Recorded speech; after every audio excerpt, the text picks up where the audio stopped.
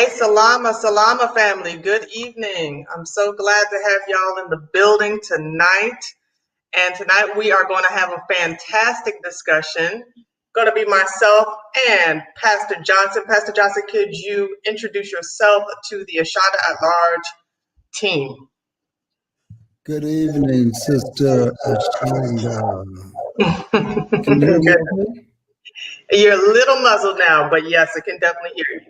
Good. Thank you for having me. Thank you for having me. Man, this is wonderful to be at your platform. Wow, this is awesome. I'm Pastor Johnson. I'm located in Fort Lauderdale, Florida, in the city of Hollandale. I'm the pastor of Bethel House of God, and we have a pretty awesome congregation, a very thriving community serving congregation. We've been very fortunate there. We own the whole block, actually a whole block, and we're doing a lot of work in the community. I was retired. When I retired, I got my awakening as to the fact that we are the people of the book, although I always suspected it, and that was back in 2015. 2015. Wow. Okay, so you're gonna have to give us the rundown. Like I want details and everything. I'm gonna get them. Okay, I'm going to say a couple of shout outs real quick, and then I'm going to open up the floor to you so you can give us the details on your awakening. Because it happened for me, I say, round about the same time. Oh, so, wow. Yeah. So I just want to say shout out to everybody that's in the chat already coming in the building real quick. I want to say salama to Stephanie. Karis, always a blessing to have you. Veronica, Vanessa, Kenneth, B1 Queensland, Ruhama, Minister Dave Post, Brew Queen Yisrael, Cam2 Player, Just Reese. Thank y'all so much for entering into the chat. And if you're coming in just now, we are speaking with Pastor Johnson of Bethel House of God. We're so glad to have him here. I've been following his work probably for the last, sorry y'all, I had to cut my volume down on the YouTube. I've been following his work probably for the last 8-9 months or so, because I'm also from the South Florida area. I'm from a lot of places, y'all, but spent 20 years there and found out about Pastor Johnson right before I got ready to transition and come here to the island. So I never got a chance to meet him. So this is such an honor to have him on the platform today, because he was just like an hour away from me drive-wise.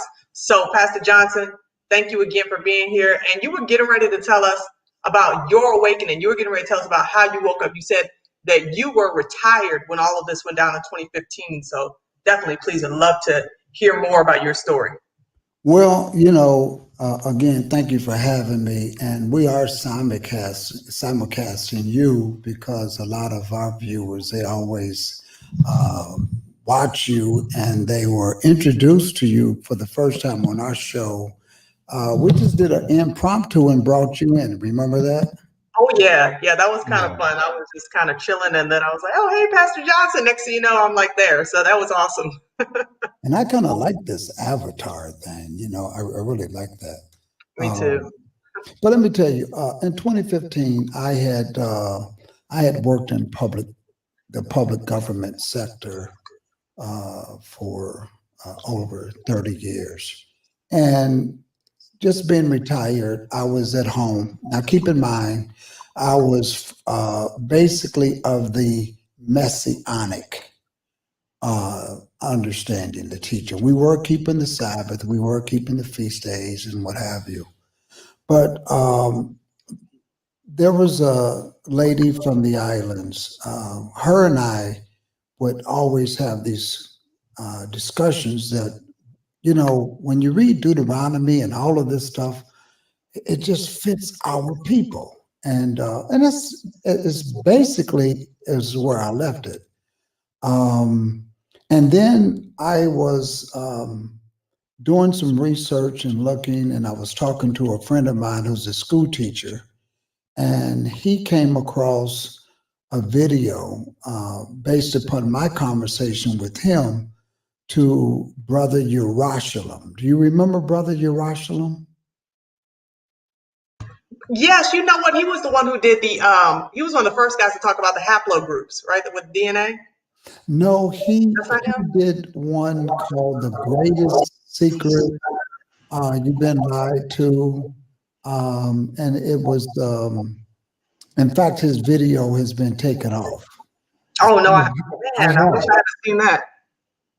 Yeah, and so when I watched that, and I realized that we are the people. It's like the scriptures. We are the people of the book. And then, in several months later, I came across Pastor Bowie from the Israel of God, and he was doing a 5-week lesson that he always does in the month of February. And let me tell you, tears came to my eyes. It really did. It came to my eyes because being in the public sector, you realize that your mind goes back over certain policies, certain laws that were put into place. And you realize that the motive of practices, policies, laws that were put in place, it's all because you're the people of the book and we have been lied to. And then I went back into my earlier ministry days and I said, it's like when all the light bulbs come on, you're angry. And I'm gonna tell you, angry is really not the right word. You're like furious because you're looking at the Roman Christian pastors and you know that they know who you are. And then you look at people who claim to be you and they know who you are.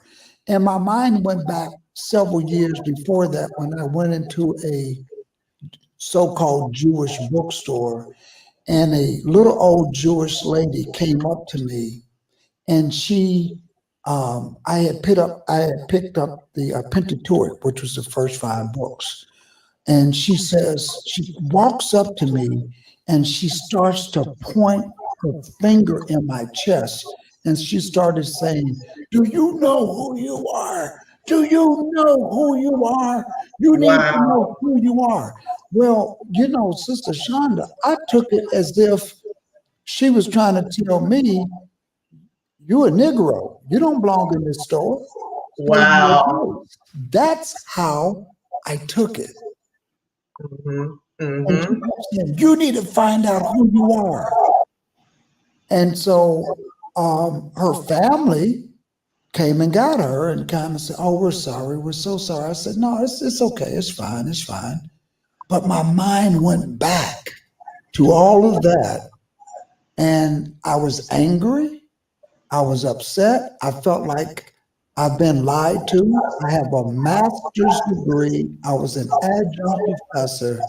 And yet I did not realize that I had been played, that I had been lied to.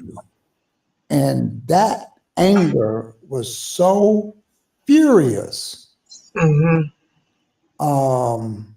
I went back to our congregation and I never will forget, I was like a horse running in battle.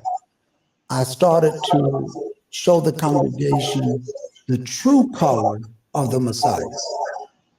And I was on a rampage. I was on "We are the people of the book." And then I had people in the congregation who were saying, "Well, what difference does it make?" I don't know if I was more angry at that because I was just all over the place. And I was saying, "What do you mean?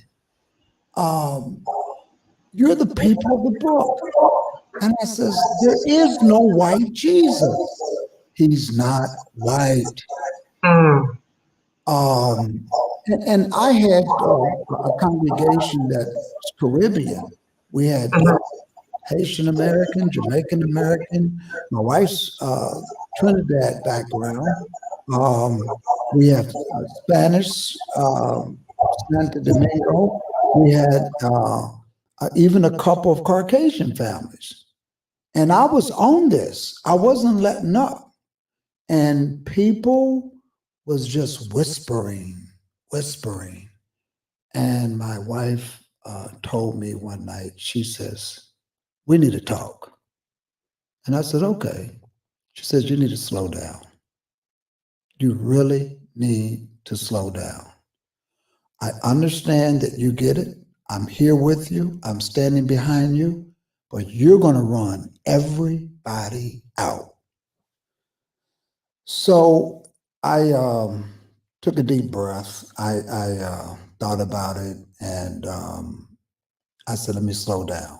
Well, I started to slow down until I came across a rabbi, a white rabbi, a Caucasian rabbi in Denver, Colorado, who had put out a YouTube saying that we are the people of the book. And in his YouTube, he was speaking to a predominantly Caucasian congregation and was saying that the characters in the Bible, he says, they don't look like you and I. In fact, they are dark skinned. And he had a couple of musicians who were darker than me. And he looked at them and he says, in fact, they're darker than you guys, the real characters in the Bible. And I saw Caucasian families writing notes, sitting with their children. And that put another fire underneath me. And I reached out to that particular rabbi, and he had basically said, yeah, my calling is, we're called the coat of many colors, Israel. He says, because I believe Israel has many, many colors, and it comes in all shades. He says, I feel that we are converts, and we are part of that coat of many colors.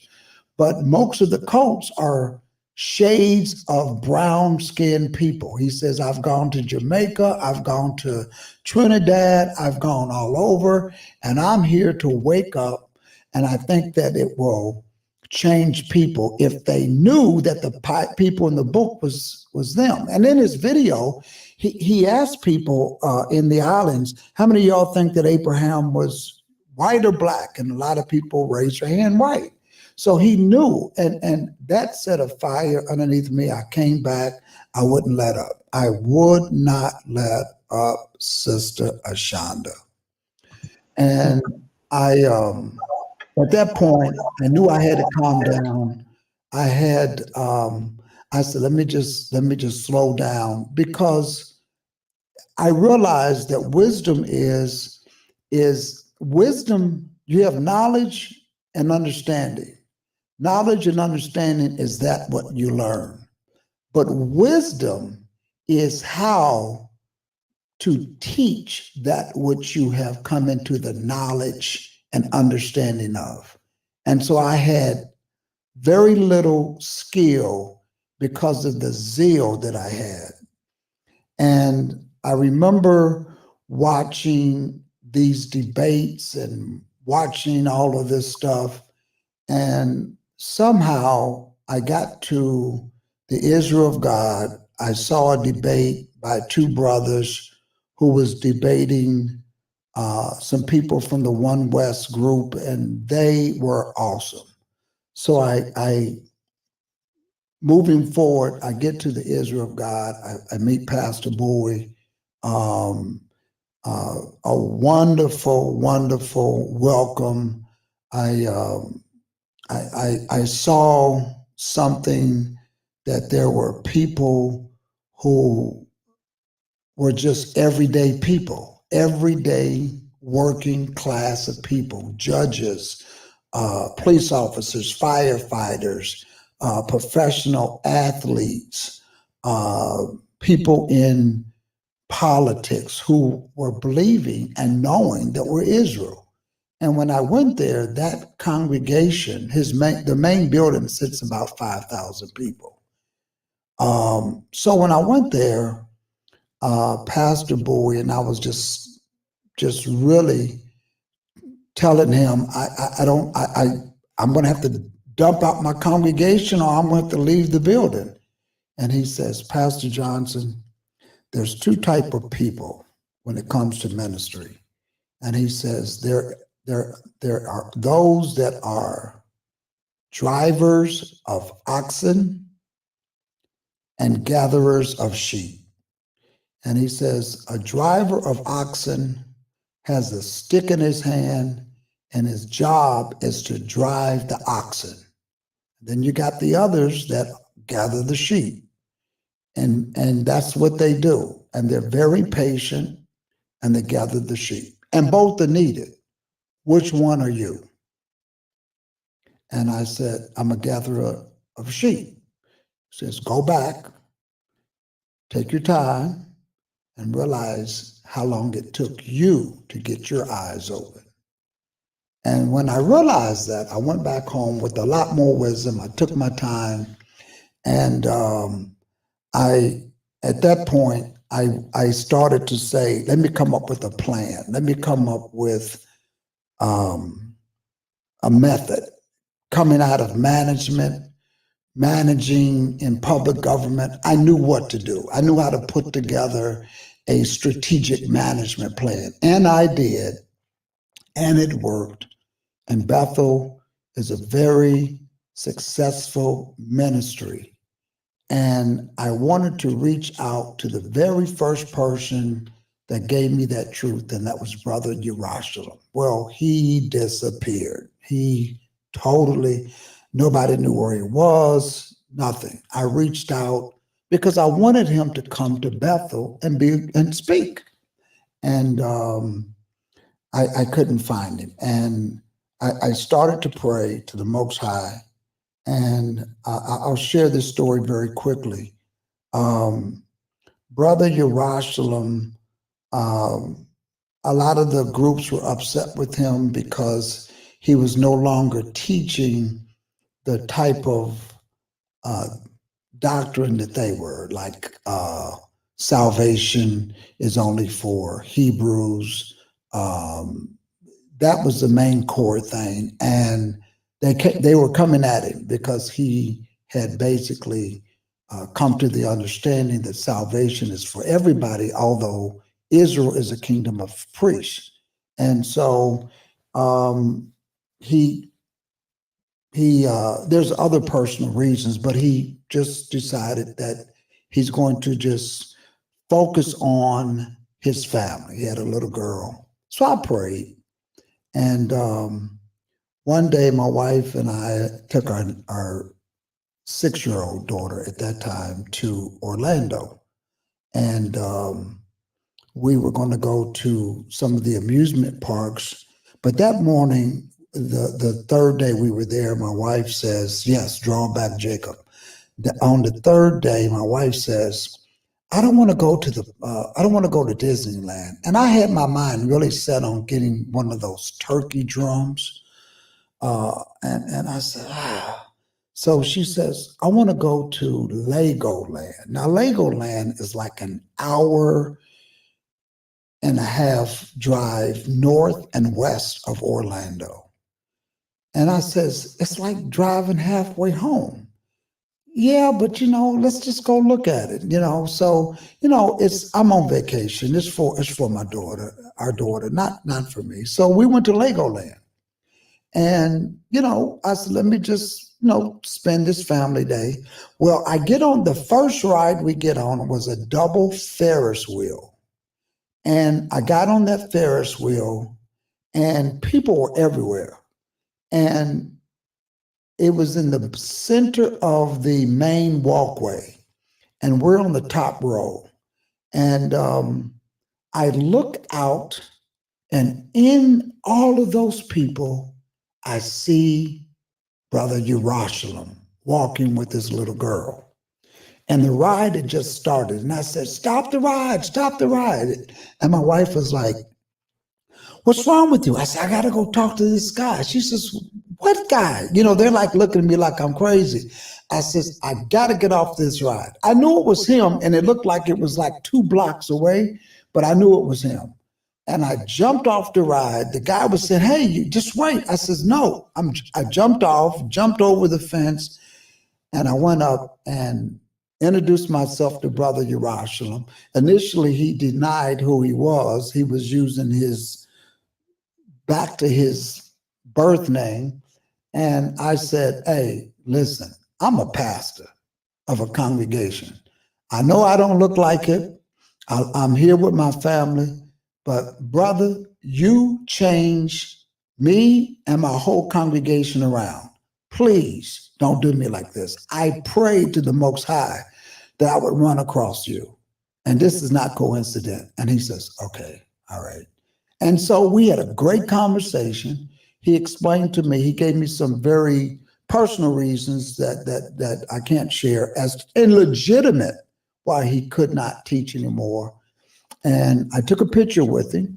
And when I took that picture with him, I asked him if I could have his videos since he was not going to be teaching anymore.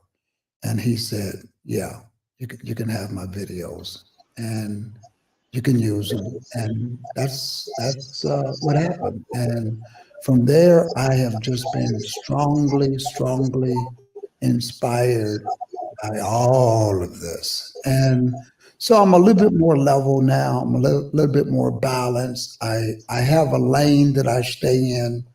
I have a role and my part among the awakening road that we're going down, and that's where I'm at. And let me tell you, I have become night and day when it comes to being a teacher and having direction according to the scriptures. I know this. I thought I knew the scriptures. I didn't know the scriptures. Now I know the scriptures. And so that's my story. That's my story. I eventually got onto YouTube, and like everybody else, it's expensive, sister. This is expensive, and That's why we thank y'all for the donations. yeah. Listen, and you know, I have a pretty decent, you know, coming out of public government, I have a pretty decent retirement check, and my wife is, you know, she has a very good job. But let me tell you, I went back to work. I went back to work 1.5 years ago. Under my terms, I went back into the public sector, and it's awesome. It's fun. I have a great time, but I only work 4 days a week, 10-hour days, but I really don't put in 10-hour days. And I'm off Friday, Saturday, and Sunday. And because I wanted to pay for this is expensive, but I'm committed to it. And that's why I say my hat's off to you for your channel, the work that you do and what you're doing on your platform. And you had an awesome content dealing with Dr. Elihu. Dr. Elihu, yes. Elihu. Let me tell you, I told everyone about it. And finally, somebody put somebody on that was a doctor that we can get some good information. And, you know, I did a couple of conferences around the country. We did a conference here in Fort Lauderdale called the Great Gathering Hebrew Conference. For the first time, Brother Divine Prospect, Ron Dalton, Benea Israel, Agwate Amwa, these brothers met for the first time in person here in Fort Lauderdale. Oh, really? Yeah. When was that? That was 2 years ago. That was 2 years ago. It was shortly after the Passover, and we were packed. our congregation was packed. We played Ron Dalton's movie. We had seminars from Friday, all day Sabbath, and then we showed Ron's film Saturday evening. I And am so mad because 2 years ago I was living in Hollywood, Florida. I mean, wow. I was like down the street from you. This is just insane to me, right? Because then I go all the way to West Palm and then I find out who you are, right? And this is Yeah, crazy. But then just the other day, Pastor Majors is like, Ashonda, do you live in Fort Lauderdale? I'm like, no, I moved to the VI. I'm like, I heard you got a congregation there in Fort Lauderdale. He said, I sure do. So it's so crazy. I was like, right. And I was feeling so lonely, Pastor Johnson. Oh, you have no idea. My husband and I and the children, we were having our own private meetings. I went to one of the largest mega churches there in Fort Lauderdale. You're probably familiar with Christian Life Center. yes. And I went there and I loved my congregation at the time when I wasn't awake. But then when I woke up, it was very difficult. Like you said, you get frustrated when you find these things out. But I was going through like this desert season of just being alone and trying to understand all of this and scouring the internet, and thank the Most High for directing me to Stephen Darby and Teo and Dante's ministries at the time. But like I said, I did not know we had anybody in the local vicinity that was family. Wow. And, only to hear now, like, okay, how the Most High, he's connecting all of us, in his various ways of doing what he does. It's amazing to see him work and how he brings us all together. But I'm like, man, I wish I had gotten a chance to meet y'all before, all of this had gone down. And I mean, just to listen to your testimony, it is absolutely incredible. And it is that same guy who you're talking about. Yes, I was at an Aldi when a lady came to me and we were having casual conversation, and she says to me that her dad's from Jerusalem. And she asked me if she could give me some information and she can get my email. So I said, sure, but it was one of those creepy moments like, oh no, I don't know if this is too, creepy, but let me go ahead and just do it. And it was the gentleman, Drawback Jacob. I don't know how to say his name the way you do. It was his video. He was doing it on DNA at the time. And it was that he has a bald head and wears glasses, correct? Yes. Okay, yes, it was his video that I watched. And so it's funny how the Most High just works supernaturally to bring you in front of him in Legoland of all places. That is crazy. That is absolutely amazing. Please continue, Pastor. This is a true blessing. Well, I caught I did a YouTube, and because he allowed me to take pictures with him, and I did that. And let me tell you, every black Hebrew Israelite group that hated this guy, those that hate him, they came at me.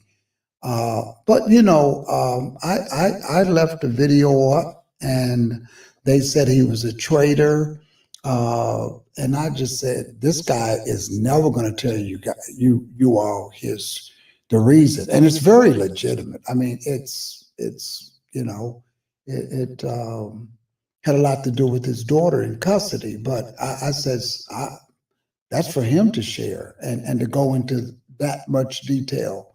But nonetheless, let me tell you, my first conference, there was a group out of Philadelphia, and they reached out, and that's where we had my first time traveling, sharing the feast days. That became my lane, the feast days, because I kept them all my life. And I came up under a wonderful teacher, the late Dr. S.P. Rollins, who taught us the feast days, the dates, and they were new, to keep the feast days back in the early, late 60s and 70s, and to transition the whole organization. We kept the dates. I really didn't know why and what the feast days meant. But after I came across the Israel of God, I learned what those feast days were, how important they were. And so they were very easy for me to teach. And after I saw how important and vital they were to the plan to salvation, it's a roadmap. I said, this is my niche. So we went on tour. Philadelphia was the first place. And then we went to High Point, North Carolina. Well, I reached out to Benea. Benea came. It was the first conference he and I did together. And we went to a Pastor Douglas there in High Point, North Carolina. And they had a hotel, a nice sized conference room, and people came from all over. And Benea was going to be showing hidden Hebrews and talking about it. And my segment was to teach the feast days. And let me tell you, it worked hand in hand. It was just awesome because he's given the history, solidifying who we are. And my job was to bring people back to, we need to get back to these feast days and understand the feast days and the Sabbath. So I was more of a biblical teacher, which is what my lane is. And of course, Brother Beneo was coming with all of the awesome historical proof from the Spanish Inquisition. And people walked away at the end of the conference. They had tears in their eyes. They were like, wow. Even the lady at the hotel brought her family who rented us the conference hall. People were coming from different First State churches. It was awesome. And then from there, that was like in around November. Well, I get a call from Ron Dalton, and Ron has family in Hollywood. Ron Dalton does. And he was coming on vacation, and he reached out and about coming to show the film. And I was like, I want to take you up money. I want to, because Ron had, I knew Ron had put out a lot of money. And Ron Dalton and I became good friends. I started to respect him as an individual, to know his story. He is in the medical profession. He was working at the emergency room as a physician assistant. So DNA was up his alley. And Ron was really going through the infant stages of showing his movie. There was a group that somebody bought his movie, and then they started to show Ron's movie in different places and charge people. So Ron was getting the short end of the stick. So we had this conference, and I said, let's show it. We had a date. And then from there, I asked him if he knew B'nai Israel. He says, no, I don't know him really. And I says, well, you need to meet him. I says, because we could premiere your film and have him do some stuff.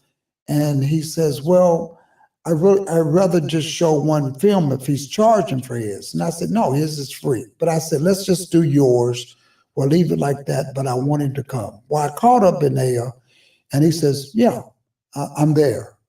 And then from there, I called up Aguate Amwa out in the West Coast. He's from the West Coast of Africa, but he's here in the States. He's an engineer.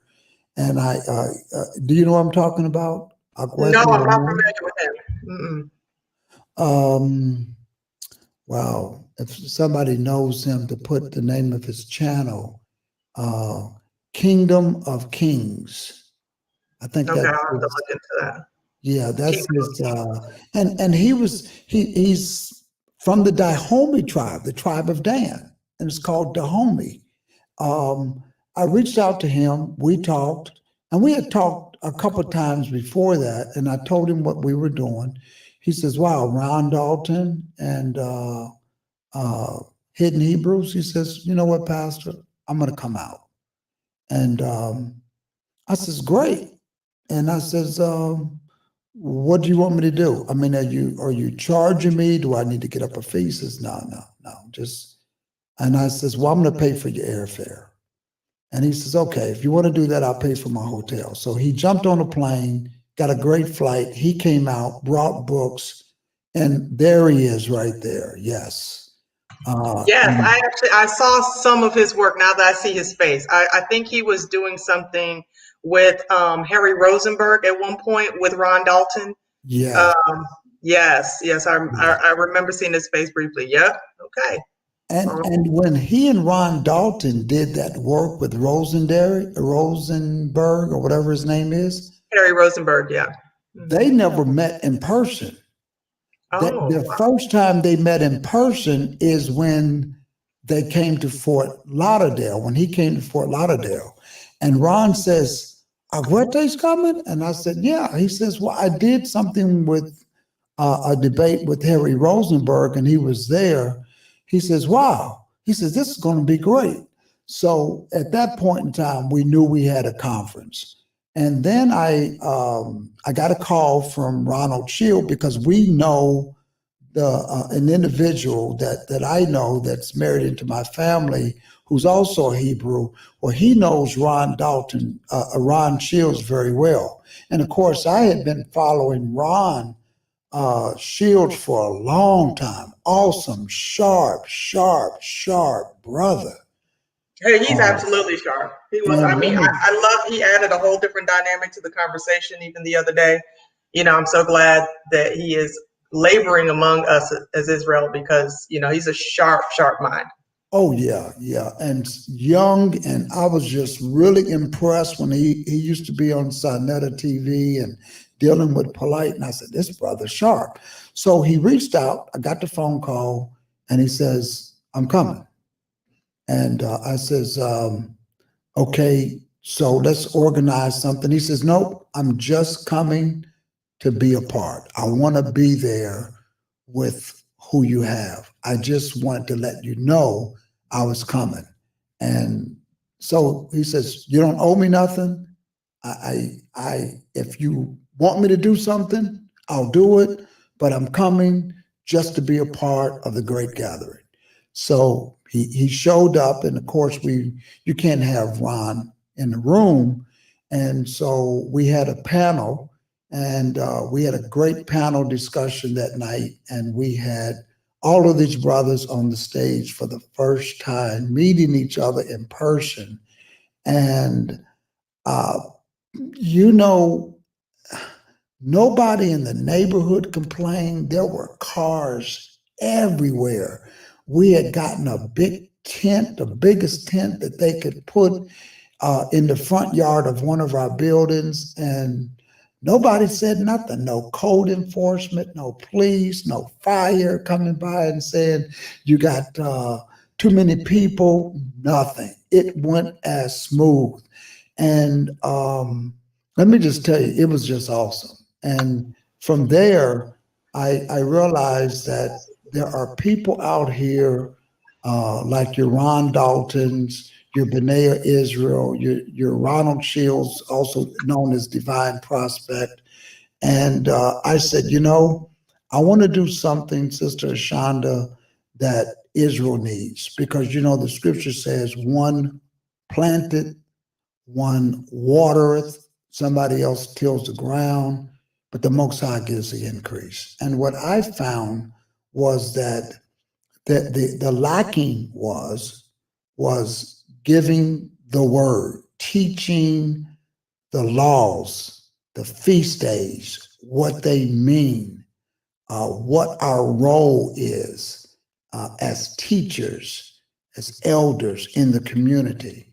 And you got the Ron Shields, who does your archaeological research and just research in general, understanding research methodologies, research principles, and you can just really appreciate his work. You have Ronald Dalton bringing in the DNA and coming from a professional standpoint, understanding DNA and his enthusiasm and what he was doing. And then you got Benea Israel going into historical books that we won't find in libraries, but we find them in universities and colleges.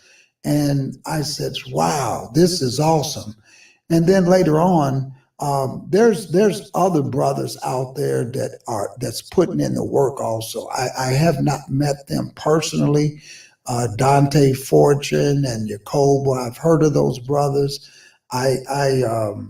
But I've heard of their work, and my hat's off for those brothers too, Pastor Kelly. Hats off to all of these brothers who's putting the labor in. Don't forget about my sister now. Don't forget about Sister E. She's out there.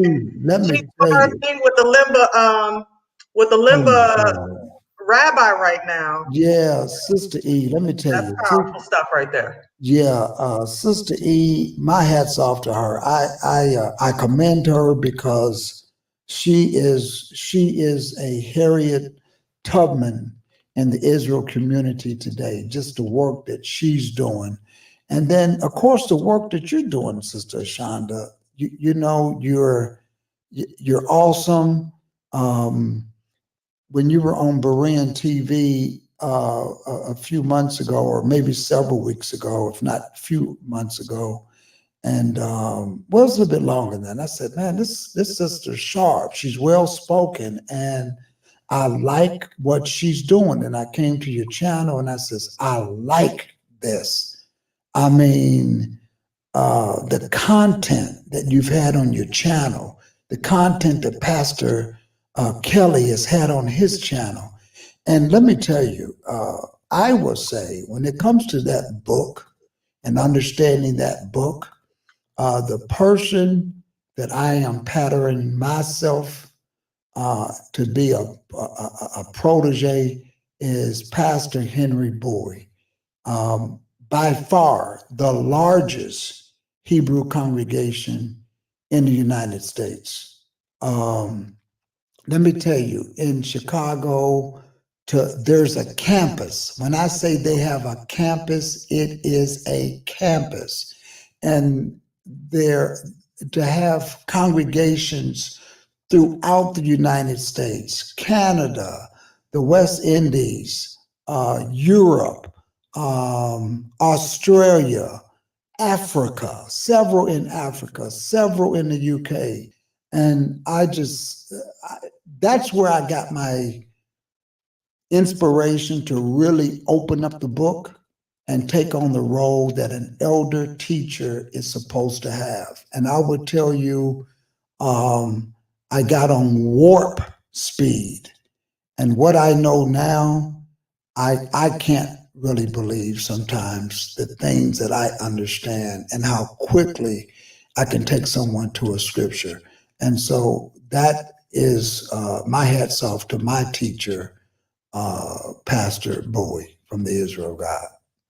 Wow. I mean, just listening to you, it's just so refreshing. And I want to thank you so much for all of your kind words.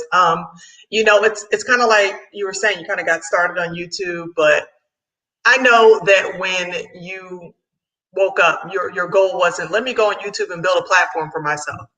Not at all. It's like when you have the mandate from the Most High that He wants you to be a voice for this generation, it is such a responsibility. And it's one that we take with much care and much concern, because what our subscribers may not realize when they're listening to us is that we get a lot of information that comes our way, a whole lot. Yes. And for one thing, we can't process all of the information. Some of us have teams and some of us don't. But the question in mind is, what is the Most High leading us to put forth for the general public to understand? Because we're going to be held accountable for what we put out there. And so I am grateful for the care that He has used. And of course, only He would do that, in the leadership that He's choosing to make sure that His sheep are being fed properly. Because what's happened for many of us is, like you said, we came out of Eurocentric doctrine. And it's not that all of it was bad. I mean, that's what we have to be careful. We got the salvation message, aside from white Jesus. We got the salvation message. We understood that we were sinners saved by grace through faith in Yahushua, not because of our works, we cannot boast, but the aspect that was missing, the identity aspect, missing, huge. And like you said, speaking about the law, speaking about the feast, those things were always, put on the back burner. They were, especially in the Christian churches, the New Testament was such the focus to the exclusion of the Old Testament, as though the law was done away with. And that's the way it was made to seem. But when we look in Jeremiah, he says he's going to write his law upon our hearts. Mm-hmm. So there's so much now that he's opened up our eyes that we're having to learn all over, as TCA says on his channel all the time, that we have to learn, unlearn, relearn. What is it? Learn, unlearn, and relearn. And that's what I find with us, is that we're going through a season of relearning what pleases the heart of our Father. And that's why what you do is so important. And that's why I wanted to bring you on, because this is the job of the elder. And before I even got a chance to really even, ask you any questions, you're already laying out exactly what it is that the job of the elder is. You're there and you're bringing in the fold. You're bringing us together. You're helping us to be able to put those missing pieces together so that we can be a blessing to the greater body.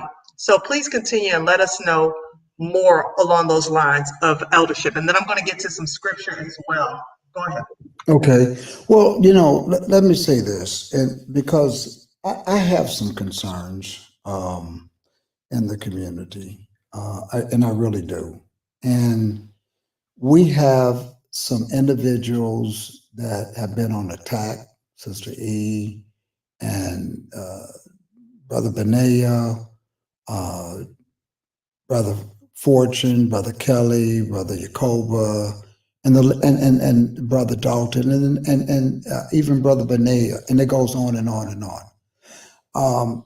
What I am afraid of is that I look at Israel and the nutrition that Israel is supposed to get, lost, scattered Israel.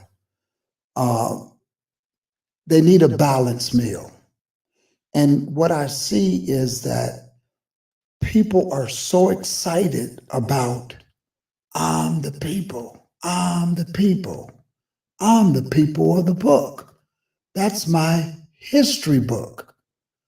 But when it comes to understanding the book and what is required of us, the feast days are so important that they tell a story.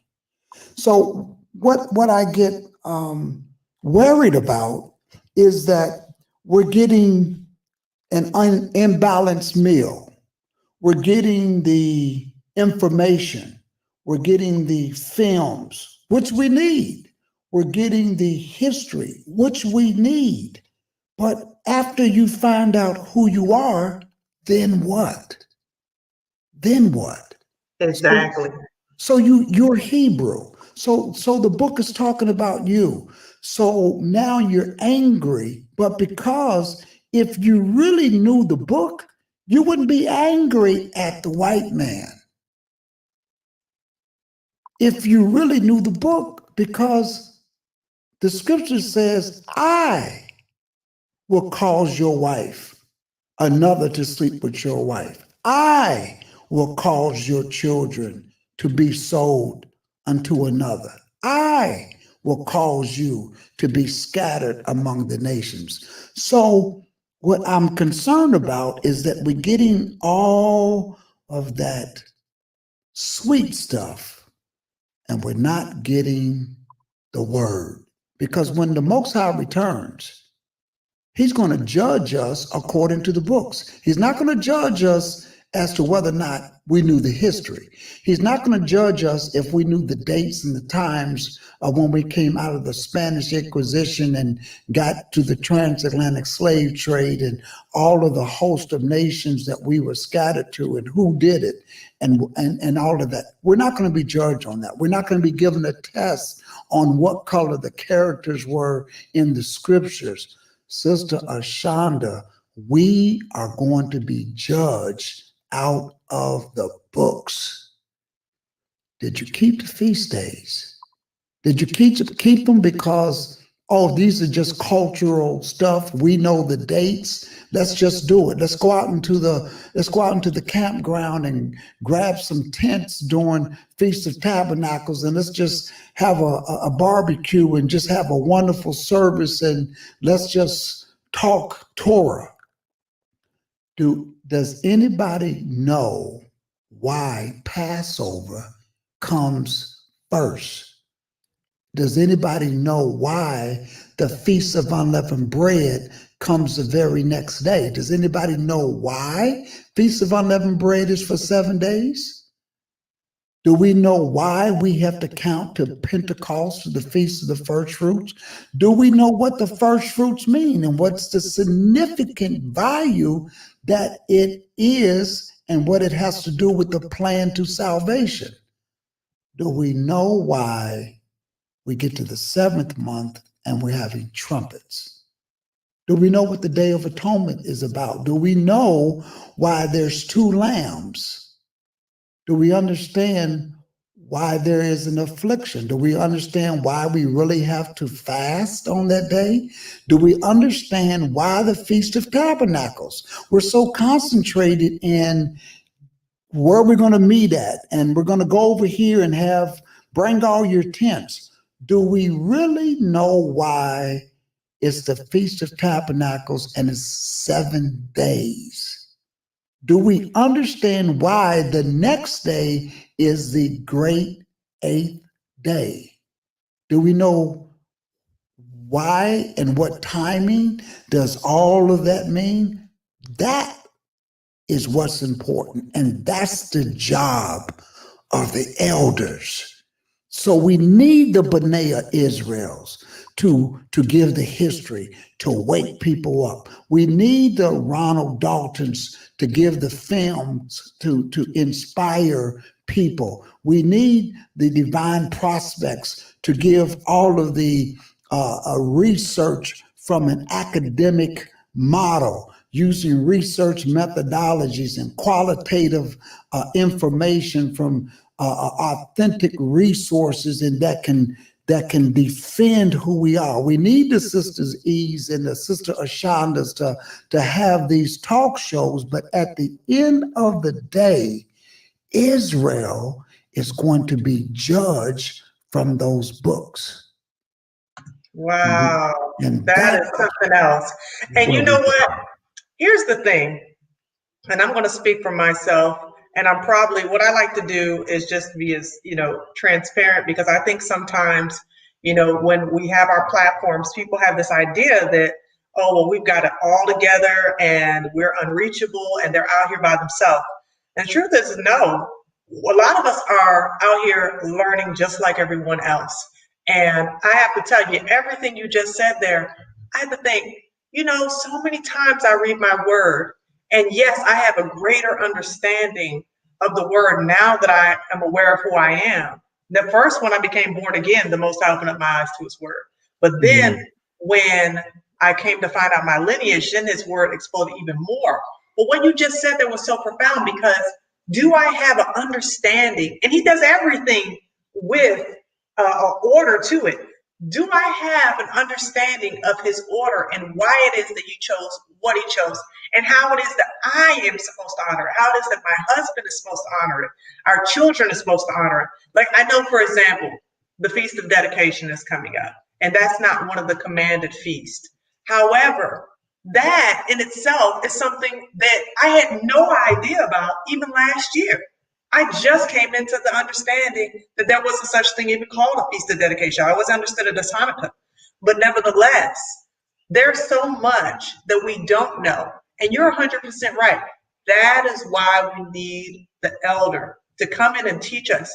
But we have to walk in humility, because if we're walking around here like, oh, I don't have anything else that I'm supposed to know, then we are foolish.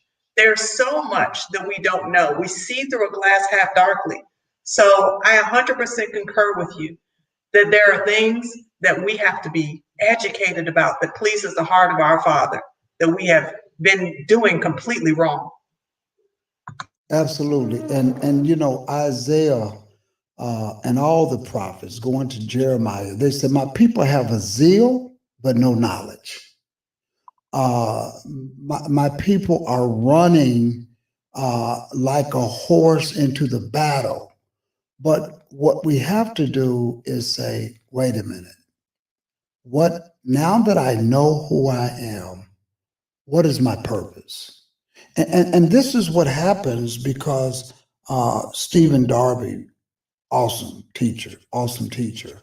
Um, and it's a shame because I missed his one phone call, and and then he passed. I even tried to reach out to uh, the brother over in Louisiana, um, Pastor Omar? Philadelphia church. Yes, Omar. Okay. And I thought he was a Sabbath keeper. So I reached out to him to come to Bethel to learn. And I never spoke to him out because you can't get past the elders, one of the elders, to get to him. And we were talking about the invitation and setting up the arrangements. And then I said, okay, so that Sabbath, I'm going to teach in the morning, and he's going to have the entire afternoon. And he says, Sabbath. I said, yes.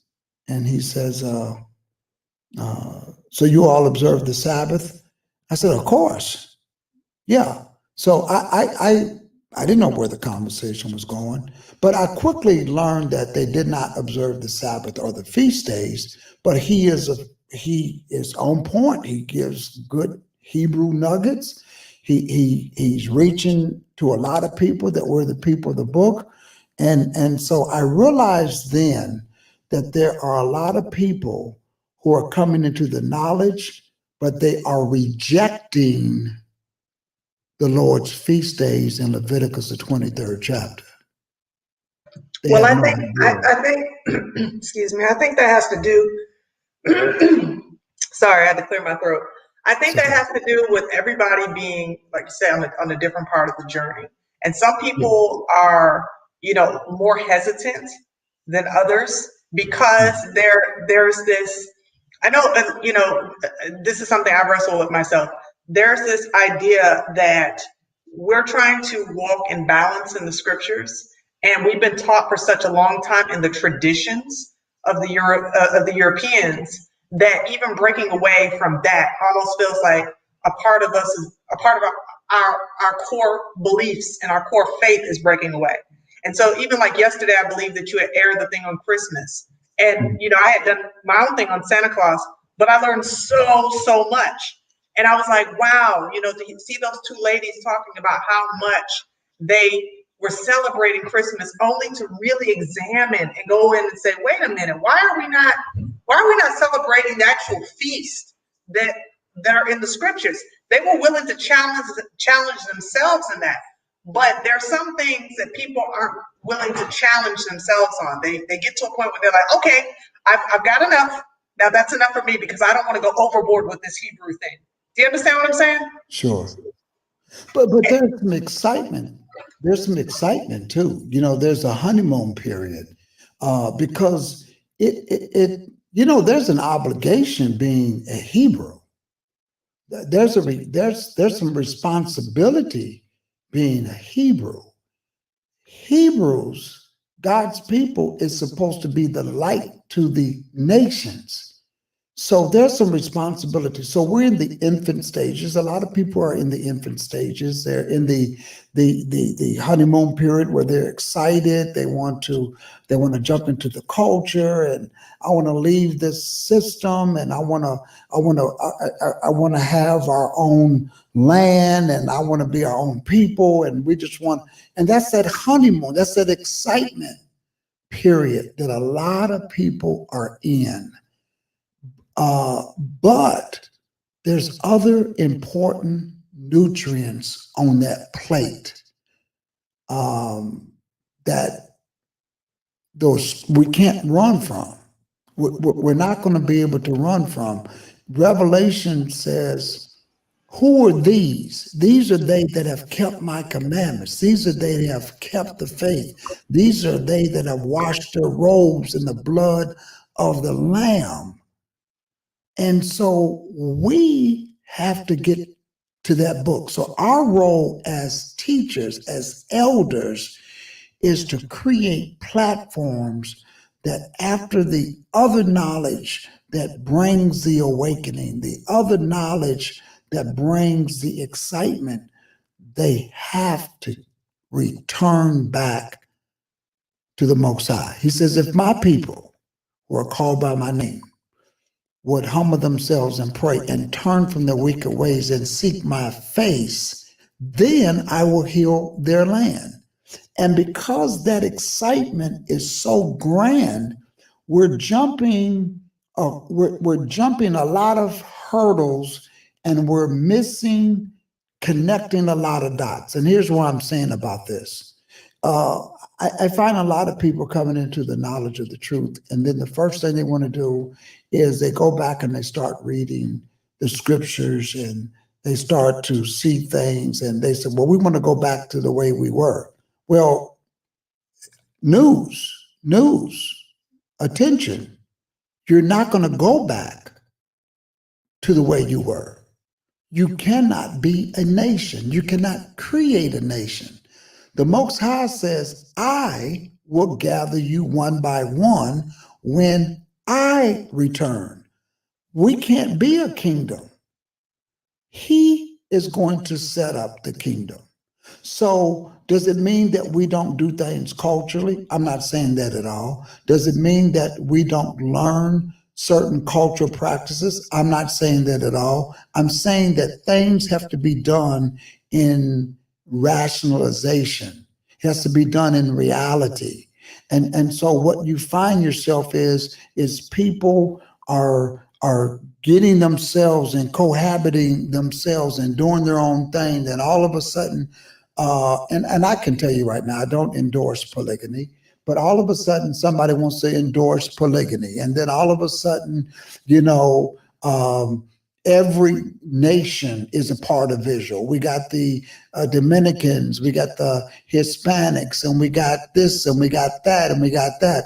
And then you got all of these young guys who are coming off the streets into the knowledge of who we are. And shout out to all of those groups that are out there in the communities waking up people. But what's happening when we don't understand scriptures and what we're supposed to do and the plan to salvation, all of a sudden, we want to create, the elders are going to say who gets married, and you can have multiple wives, and you can do this and you can do that, and we're going to create our own law and our own legal system.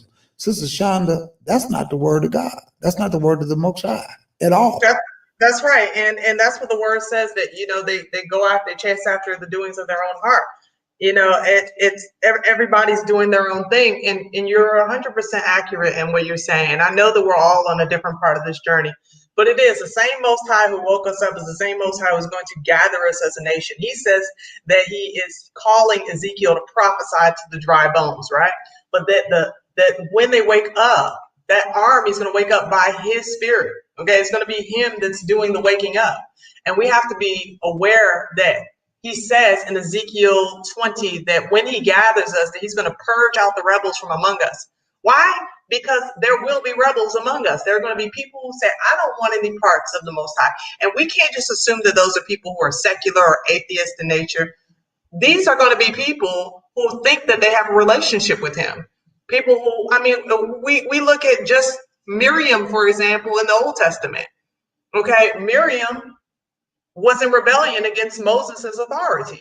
And what ended up happening with her as well as Aaron. So even at the top of the head of leadership, there's rebellion that has to be squelched out. Rebellion that's in my life has to be squelched out. Your life. Anybody who's listening to us now, he's going to deal with us with an iron hand. And we have to be prepared for that. And so now what you're doing is you are helping our people to understand that there is a standard that he has. This is one of the reasons why I have this whole Jerusalem mindset segment, because something that you noted on there earlier about us gathering together in the honeymoon phase. Oh, we're so excited. Oh, I want to get in the wilderness. I want to get out of Babylon. Okay, you say you want to do this. You say you want to do that, but are you prepared? Are you getting prepared in your mind for the mental and spiritual shift that must take place among the children of Israel? Are you preparing your mind for that change? Because it's going to be a change. It's not going to be cell phones and TV and all of the conveniences of modern society that we're used to. It's going to be a shift in the dispensation, a shift in the time. He's going to be doing things the way he wants it done. And are we getting prepared for that? Exactly. If you ask most Hebrews that's come into the awakening, and it doesn't matter if they came 5 years ago, what is the next big thing to happen? And they will tell you the fall of America. And they will look at the calamities that are going on with earthquakes, fires, the virus, and the social injustices, things that we've been seeing before. This is nothing new. And they say, it's going down. It's happening now. And I look and I say, no, it's not. Nothing's happening. They said, what do you mean? What do you think it is? Oh, no, these are the plagues. This is the wrath of God in Revelation. I said, no, it's not. What do you mean, Pastor Johnson, it's not? So you're not reading the scriptures. Go back and read it. When you read Revelations in 6th chapter, the seals don't open up until the abomination of desolation spoken by Daniel stands in the holy place, which is Jerusalem, when the temple is built. And we know who the abomination of the desolation is. We know that that is the papacy. And so when he stands there in that place, there's going to be a tribulation like you have never seen before. A lot of Hebrews don't know that the tribulation is only going to be 3.5 years. But all through the scriptures, it keeps telling you 42 months, times half of a time, 1,260 days, 3.5 years. It tells you. And then that time, whoever receives the mark of the beast, you're not going to make it. And so then the scripture says in Matthew 24, immediately after the tribulation, the Messiah returns. That's the 6th seal in Revelation.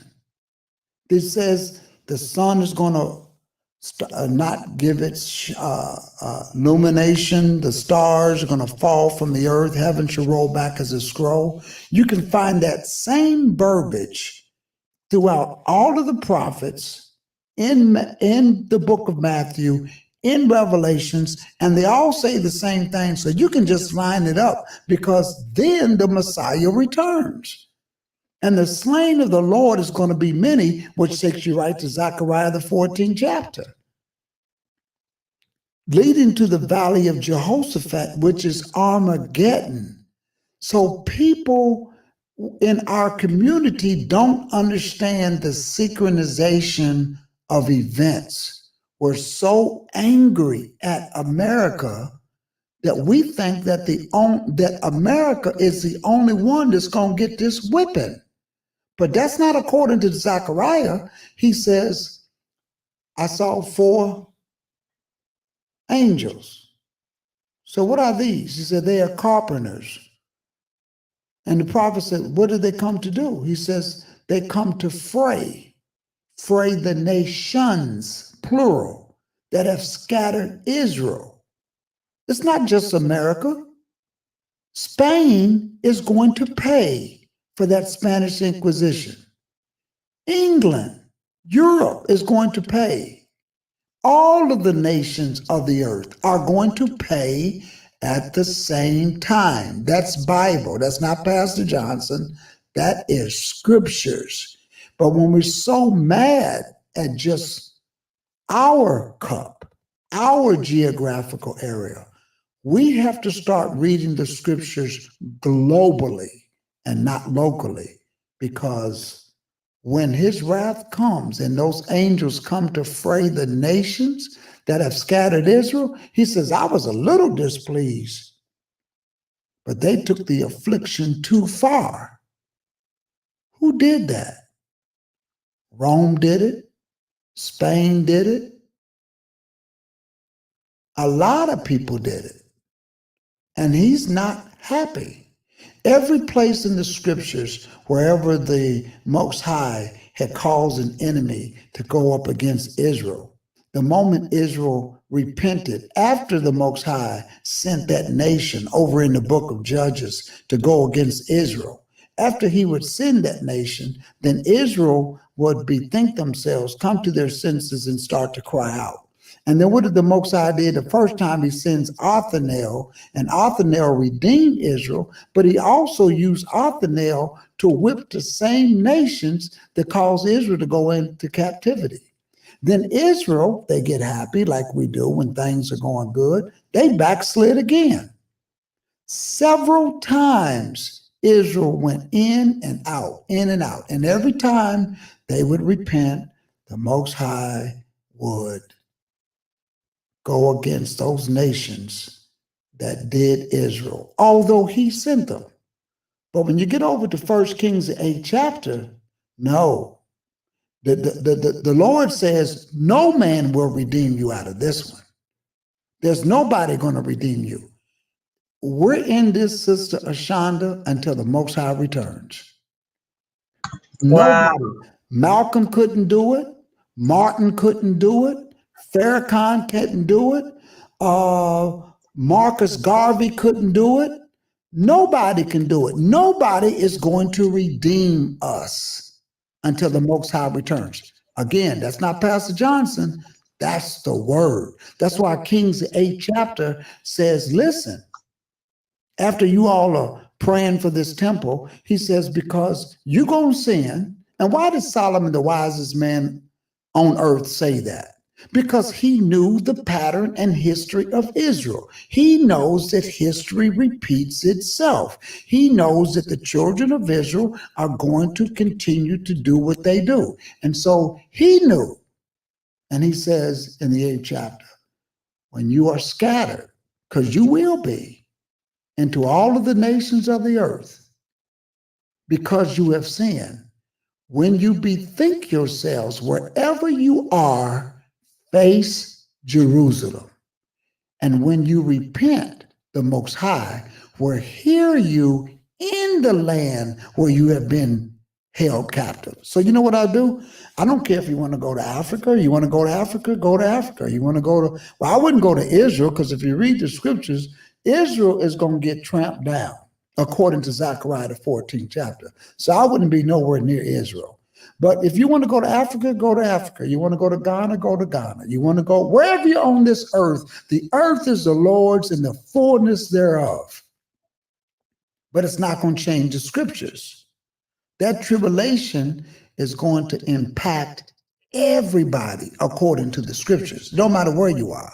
So wherever you are, face Jerusalem, repent. And he says, and I will cause the enemy who led you captive to have compassion on you. Now, what does that mean? That means you got a hedge around you. That means whom the Lord has blessed, nobody can curse. It don't matter where you are, whether you're in the land of your captivity, nobody can touch you. Nobody can come up against you. No social injustice, no racism, no nothing. When the Most High has his hedge around you, Satan got to get permission to give you a common code according to the scriptures. So a lot of people are saying, let's go.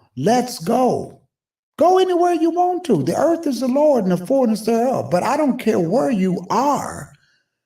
It's not going to change prophecy. You're not going to be redeemed by nobody. And he said, I will gather you from the nations where I have scattered you when I return. Now, when the Lord returns, let me tell you, it's going to be an awesome day, because then people are going to say, let's take them. That's Israel. So, and a lot of people don't know about the wilderness. There's a place of safety. We can escape this tribulation. There is a place of safety. A lot of people don't know that are Hebrews. Some do, a lot don't, but it's in the scriptures. So we want to get protection, and it's not even the wilderness. So our job now is to just stay put, make sure you understand those laws, statutes, and judgments and commandments, keep those feast days, and that's what our responsibility is right now. So out of all of the excitement, and I'm not against anybody going to Africa. I'm not against anybody leaving the United States. I'm not against any of that. You go wherever you want to. But at the end of the day, you better return back to these scriptures. You better know what these feast days mean. You better know why they are in the sequential order that they're in, because they do tell a story. There's a reason why they are in the chronological order that they're in. And it's our job to understand that. Because if you don't understand that, how are you going to be a teacher to the other nations? How are you going to be a teacher if you don't know this book? So that's what Israel's job is to get that. And when I mean Israel, it's a hard job for the elders, because the elders are going to have to convey this when all of the chewing of the evidence and all of the watching of the films and all of the proving of the pews, and after you prove the historical data, and after you're happy and you're solid in your thinking, you better get solid in that word. That's the job of the elders today. And we have our work cut out. We really have our work cut out, because when you ask people simple questions who are Hebrews, and they say, well, I don't think the Most High, we have to really keep the feast days now. You better bet your bottom button you have to keep these feast days right now. You have to keep them right now. Well, I don't think it's important to keep the Sabbath. I'm talking about Hebrews who are coming into the knowledge of the truth.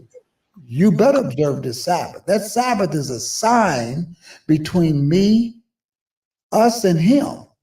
You better keep that Sabbath. Somebody put up there, blessed is he that readeth, and they that hear the words of this prophecy, and keep those things which are written therein, for the time is at hand. Thank you, because here is what we do out of all of that excitement, and we need it. Let me tell you, I cannot express how important the Ron Daltons, the Ronald Shields, the Benaya Israels, the Dante Fortunes, these people that are the Pastor Kelly, these people that are going out of their way. I love what they're doing to get this in evidence and defending from a Hebrew apologist. I love what they're doing. But brothers and sisters, after you get all of that, and after you are rest assured, then the next thing you need to do is get into this book. Because I'm at a place now, Sister Shonda, if there's not one piece of evidence, I am convinced just from reading Deuteronomy the 28 and Leviticus the 26, we the people of the book. I'm convinced. And that's the level that we need to get at. And after those brothers and sisters get finished defending who we are, you need to walk through the door, open up the book, and read it and find out why our forefathers were scattered. And the scriptures tells us, in Jeremiah 8:5-9, it says, why then is this people of Jerusalem slidden back by a perpetual backsliding? They hold fast deceit. They refuse to return. That's what Isaiah the prophet said. I'm sorry, Jeremiah. And then in Isaiah the 30th chapter, in verse 1, he says, woe to the rebellious children. He's talking about Israel. And we're still rebellious today, saith the Lord. That take counsel, but not of me, and that cover with a covering. And then he says, but not of my spirit. That means not of his word, that they may add sin to sin. So here's what we are. And then in the 8th verse, he says, now go, write it before them in a table. And in other words, put it in the book. In other words, give the information. That's what the films are that Ronald Dalton and Benea Israel and Brother Divine Prospect. Go write it in a book. Put it on the table. Note it in the book that it may be for a time to come, forever and ever, that this is a rebellious people, lying children, children that will not hear the law of the Lord. Listen, you got more people trying to find out more about Purim and the Feast of Dedication. Bless you if you do that. There's nothing wrong with that at all. And we want to go find out about those things, and great. But you better learn about the feast of the Lord that he told Moses. Speak to the children of Israel and say unto them, these are the feasts of the Lord. Somebody asked me the other day, they said, Pastor, is Purim wrong because it was written in the book of Esther? I said, no, there's nothing wrong with Purim. They said, what about the Feast of Dedication? Is there anything wrong with that? I said, no, there's nothing wrong with that. It's got a historical artifacts of the Feast of Dedication. It has a historical civil day, but it's not the feast of the Lord. It's not a Sabbath. If you want to do it, you can do it. There's nothing wrong with doing it because there's no law. Where there's no law, there's no sin, because sin is a transgression of the law. There's nothing pagan in it. It has a historical reference. But you better learn Leviticus, the 23rd chapter, because those are the feasts of the Lord. He gave them. They're not the feasts of the Jews. They're not the feasts of Israel. Those are the feasts of the Lord. And he says, which you shall proclaim in their seasons. And there's a whole lesson I do as to what they spiritually mean and their significant value to salvation. So nothing wrong with doing those other things. I know a lot of people, my concern with dedication and all like that is that make sure that we're not substituting it for Christmas. And that's all. But I have no problem with this. It's not a time that I observe because it's simply not the feast of the Lord. There's no Sabbath. It's not a Sabbath. It's not mandated. There's nothing wrong with it. And I want to emphasize it. I'm not opposed to it. It's just, it's not mandated by the Lord. And I think we need to concentrate on what is required of us to do as Hebrews. And I don't want to say just as Hebrews, because, you know, there's people out there says, well, you know, this is not for them, this is for us. And then you got the apologetic community say, oh, those laws are for the children of Israel. They weren't for us. But clearly in Exodus and clearly in the book of Numbers, the 15th chapter, clearly in Isaiah, the 56th chapter, he says that the same law that's for Israel is the same law for the stranger. And if you're not Israel, you are a stranger.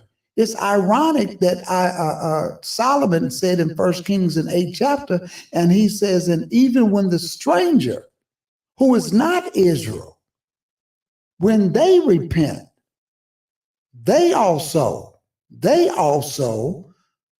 can turn to this city because they will see how awesome of a God you are, hear them too. I told that to a Hebrew on the street corner, and he was baffled. That's something he ain't never read before.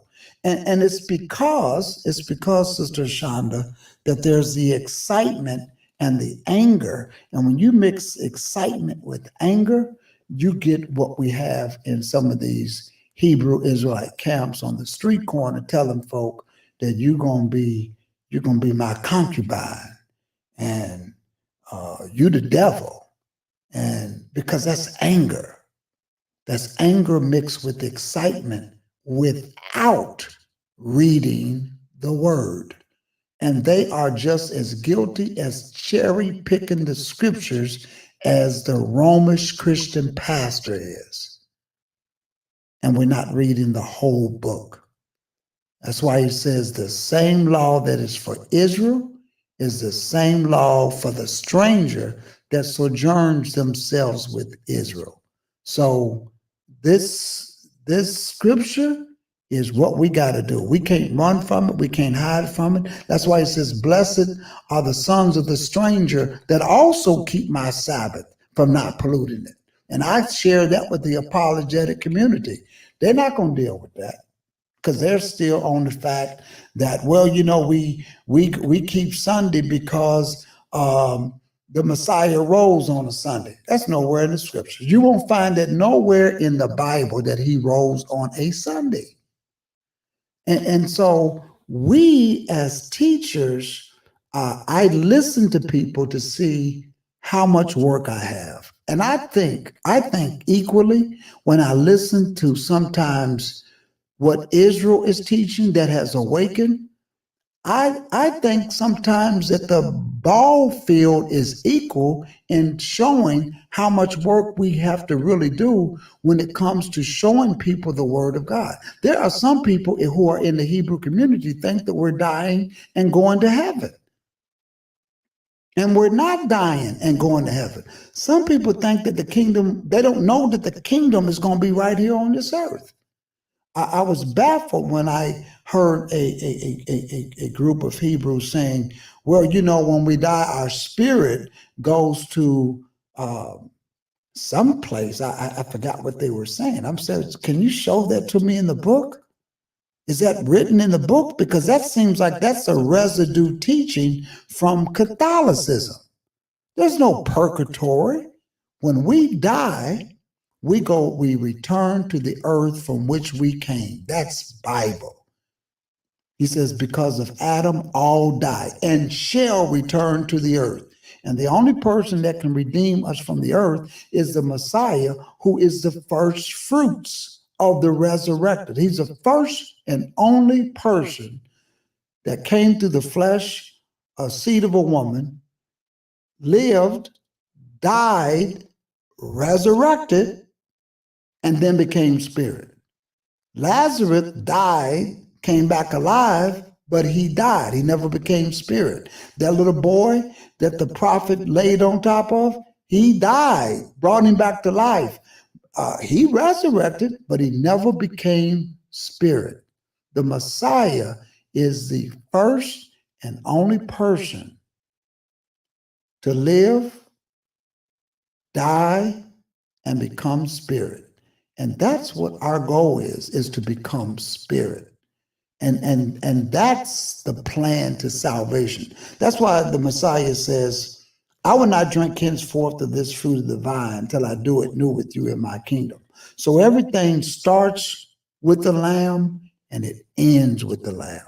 And that's why when the Father's kingdom returns, I did a message a couple weeks ago, and it was titled, The Kingdom of the Son Leading to the Kingdom of the Father. But it tells us right there in Corinthians, the 15th chapter, that the Messiah is going to, when the end comes, and he gives the Father the kingdom.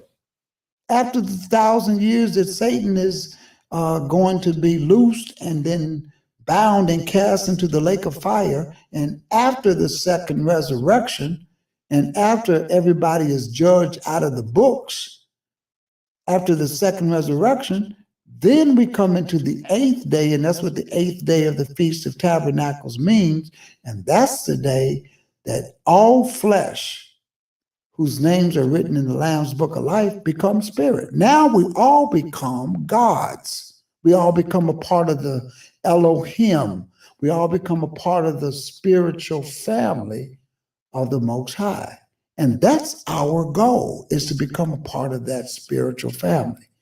I ran across a Hebrew brother, very sharp, came to Bethel. He was sharp.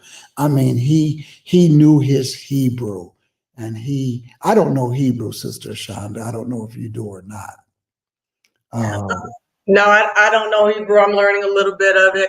What I'm going to ask of you is that we pick this up in a part 2, specifically that we deal with these feast days that you're talking about. Oh, absolutely.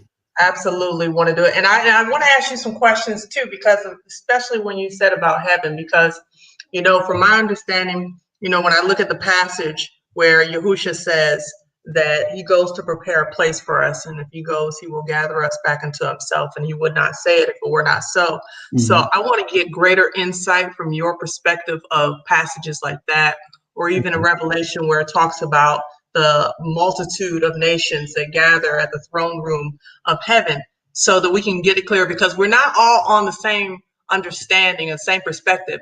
And it's like the word talks about iron sharpening iron, sure, and that we would be able, to get closer to a clarity that the Ruach that leads and guides us into all truth is doing with us corporately. But we're going to have to go ahead and we're going to have to talk about those are big things. That nugget intentionally, right? Huh? I dropped that nugget intentionally, right? Oh, because you was hoping for a part 2 on that. That's what that was, huh? I was hoping that there would be some discussion on that. I was already gonna have you back. You over here just dropping bombs. Everybody is excited. But it really has been a blessing having you on. It's later here on my time, so I'm going to have to definitely have you come back within the next couple of weeks. But I really want to tell you, thank you so much for all the insight that you've already shared with us tonight, and I just want to bless you and your congregation. So if it's all right, I'd love to just pray with you that the Most High will continue to bless the work of your hands and the safety of you and your congregation during these crazy times that we're living in. Is that all right? Sure. Thank you, Sister Shonda. Absolutely. Everybody, just gather as we pray for Pastor Johnson and his congregation, all the work of his hands that he's doing. Father Yah, we come before you in the mighty name of Yahushua HaMashiach. We thank you for this time of fellowship and learning. We thank you for our elder who has come to us and has just given us so much wisdom and insight. We are here to learn of your spirit, and we know that you speak through your leadership. You put the oracles of God in your elders and in your teachers and in your apostles, and we're grateful for this time that we've had to gather and learn. Father, right now, I'm asking that you would put your hand especially upon Pastor Johnson and his congregation, that you would have angelic protection and covering over him, his household, and his entire church community, that they would be protected from all pestilence, all diseases, that you would provide for all of their needs. Father, that no weapon that is formed against them would prosper, and that every tongue that is raised against them will be proven false. Father, your servant desires wholeheartedly to serve you and to worship you in spirit and in truth, and to lead your flock, your people, to true and sincere worship, not within our own understanding, but rather according to your word. And so I pray that you would bless him manifold, even in this time, that your abundance would pour out upon him and his household. Thank you for allowing him to come to this platform tonight and to share so much with us. Much needed information. My spirit's been encouraged. I know our listeners are encouraged. And I just pray that you would allow us to have another opportunity to come right here and to learn about those feast days that are so important to you. So, Father, thank you for your goodness and your mercy over each of our lives. It's in the mighty name of Yahushua Mashiach we pray. Amen. Sister Shonda, thank you so much. That was so grateful of you to do that, and I received that, and thank you so much. And I have viewers on my end, and I want you all to check out Sister Ashonda's channel.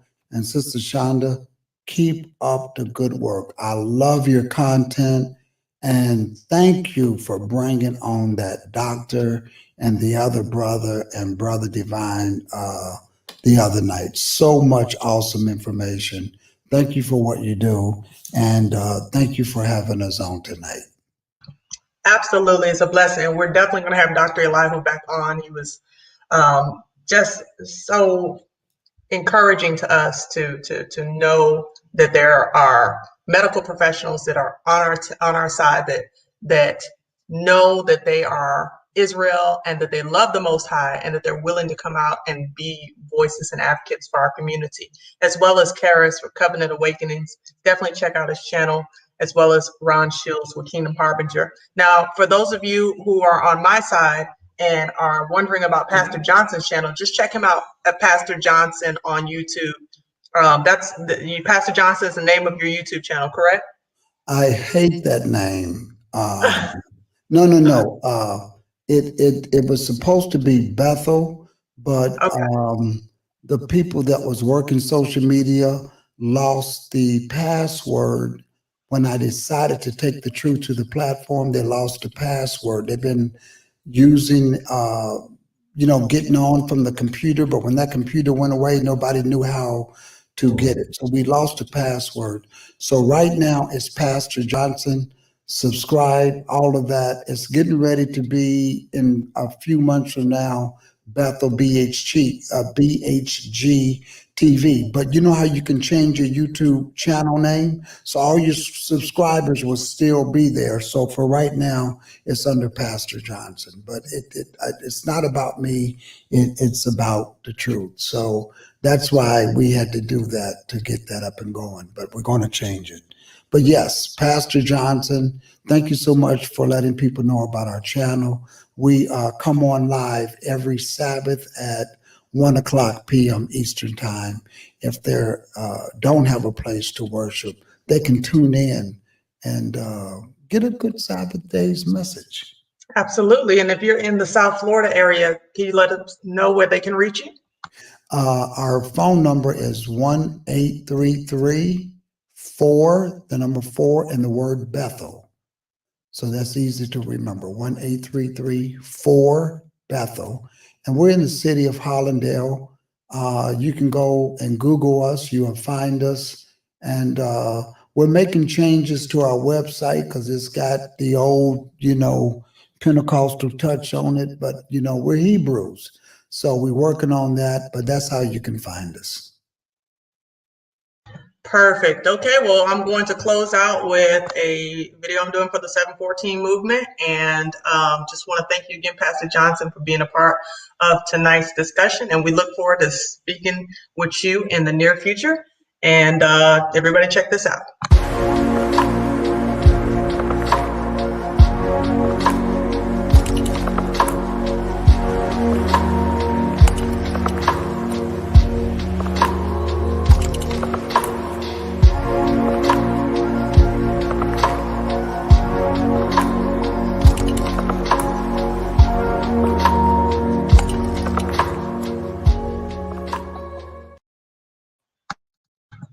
Got some things we're working on and so excited to keep it under wraps for now.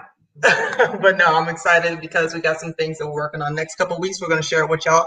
But thank you once again, everybody, for participating tonight, for being a part of this. And y'all know what we say at all times. Love yourselves without hating your enemies. Love you with the love of the Most High. Salama family, love you and see you next time.